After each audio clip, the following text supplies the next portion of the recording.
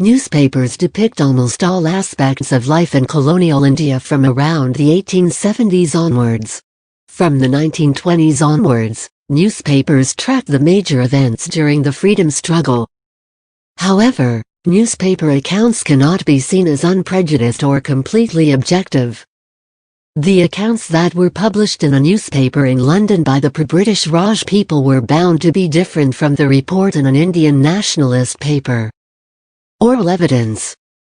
Oral history refers to the construction of history with the help of non-written sources, for instance, personal reminiscence. Oral sources allow historians to broaden the boundaries of their discipline and corroborate their findings from other sources of history. However, many historians remain skeptical of the veracity of oral history. Creative literature. The most significant outcome of the Indo-European contact was the literary genre of the novel, which emerged in the latter half of the 19th century. The first important writer of that period was the Bengali novelist, Bankim Chandra Chatterjee. 1838–94. His novels are mostly historical, the best known among them being Anand Damath, 1882, noted for its powerful lyric Vandamataram and depiction of the Sannyasi revolt. 1760s.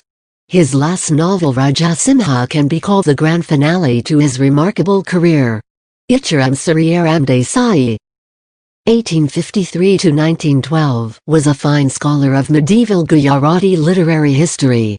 His first novel Hind and Britannia was one of the earliest Indian novels with political overtones.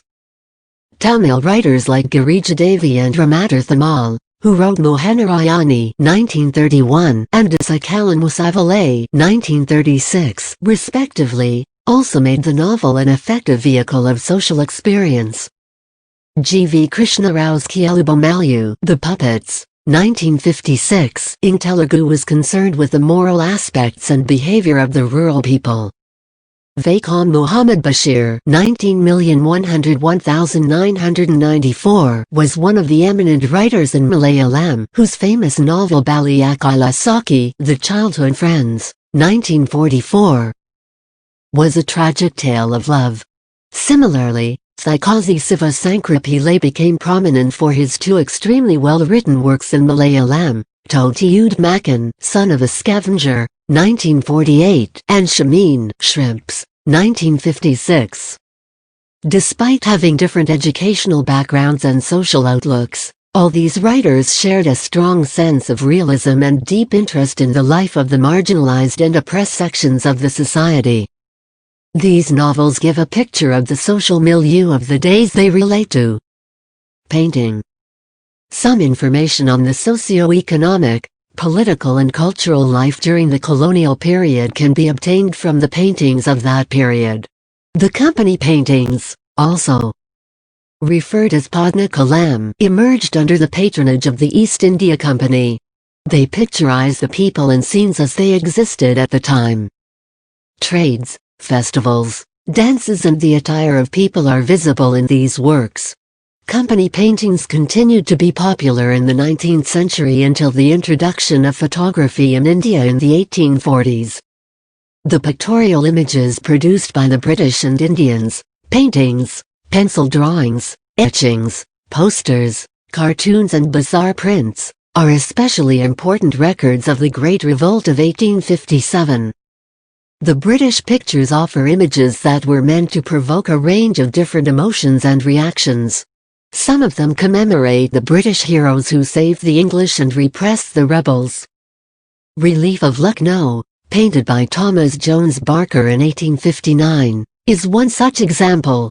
Another painting of this period, In Memoriam by Joseph Noel Paton, recorded in painting 2 years of the Revolt of 1857. One can see English women and children huddled in a circle, looking helpless and innocent, seemingly waiting for the inevitable dishonor, violence and death. These paintings of the mutiny period are important for the historian to interpret and understand the worldviews of the British and the Indians regarding this major event. Kalighat painting that came to the fore in Calcutta in the 19th century depicted not only mythological figures, but also ordinary people engaged in their Kalighat painting that came to the fore in Calcutta in the 19th century depicted not only mythological figures, but also ordinary people engaged in their everyday lives. The latter pictures captured the social changes taking place in the Calcutta of the time. These paintings made a comment on social evils of the time. Some of these paintings satirized certain modes adopted by the people of the time. In the last decades of the 19th century, a new art movement emerged which received its primary stimulus from the growing nationalism in India. Artists like Nandalal Bose and Ravi Varma were representatives of this new trend.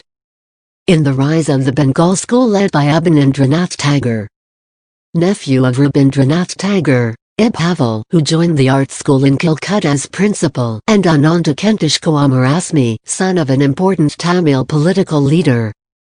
Summary. Sources of modern Indian history. Archival materials consist of public, private and foreign repositories. Public archives include the archives of the governments of India, archives of state governments, archives of the three presidencies of Bengal, Madras and Bombay, and judicial records. Private archives. Papers and documents of individuals and families of note who played a significant role in the development of modern India. Foreign repositories. Indian Office records in London, Record Office, Lahore, etc.